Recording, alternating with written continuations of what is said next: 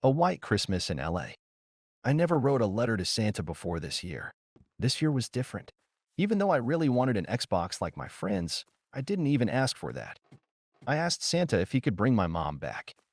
My dad told me when people die they don't come back, and I have to accept that. But my dad is dumb, because Santa can make miracles happen. I made sure I was nice all year long. I never got in trouble or cried even though I felt like it all the time. I had to be on the nice list.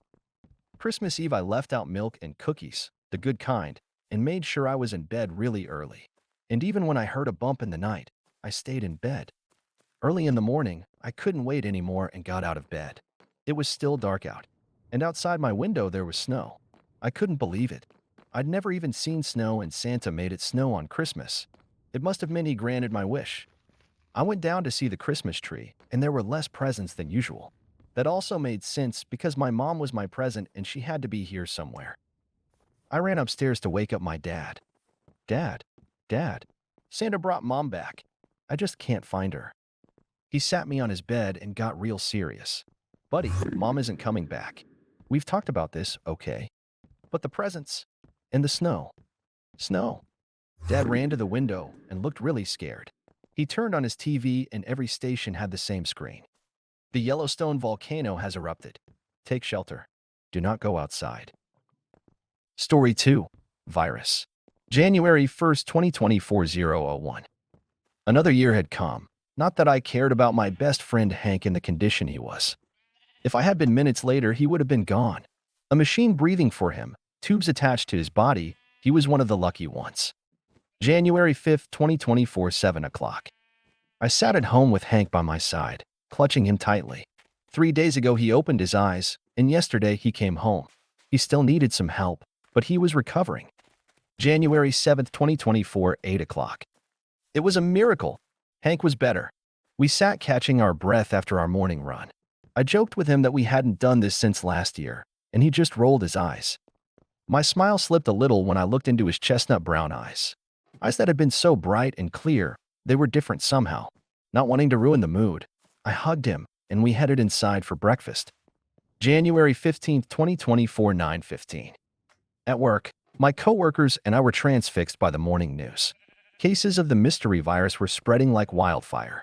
I held my breath as the news anchor reported that someone killed their whole family after making a miraculous recovery from near death.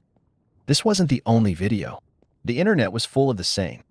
February 25th, 2024, 1600 hours.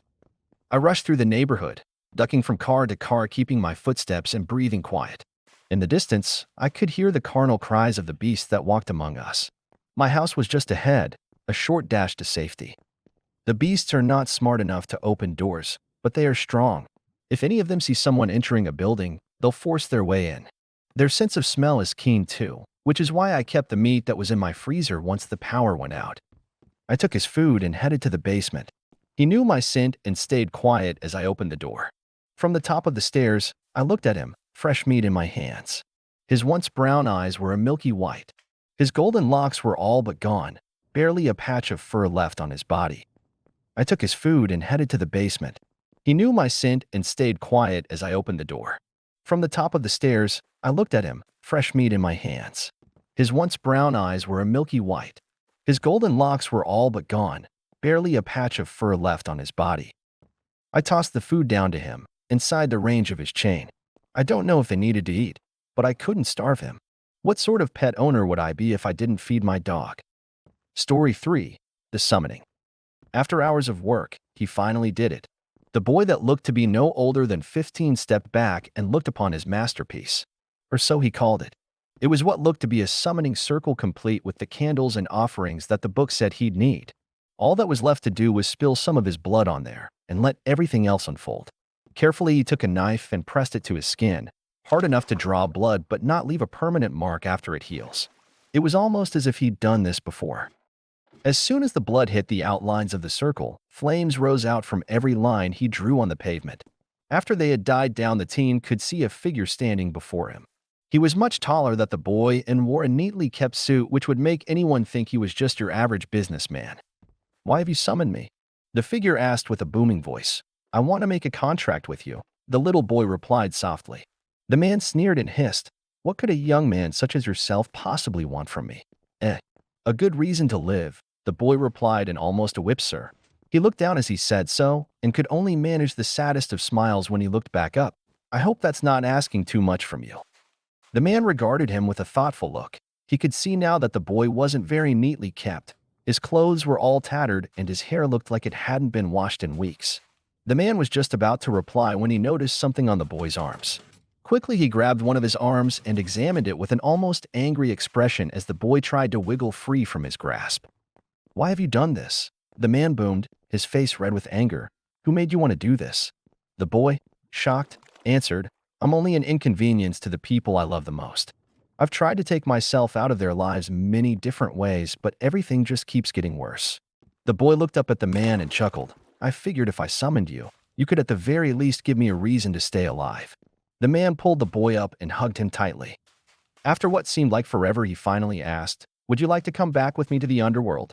It's not as bad as you humans make it out to be, I promise. I've never raised a kid before, but I'm sure I'd be able to make you happy. The boy looked stunned at these words, but after processing what had just been said to him, took the devil's hand with tears in his eyes and only nodded his head. The boy went and grabbed what few things he had and stepped into the circle, never to be seen again.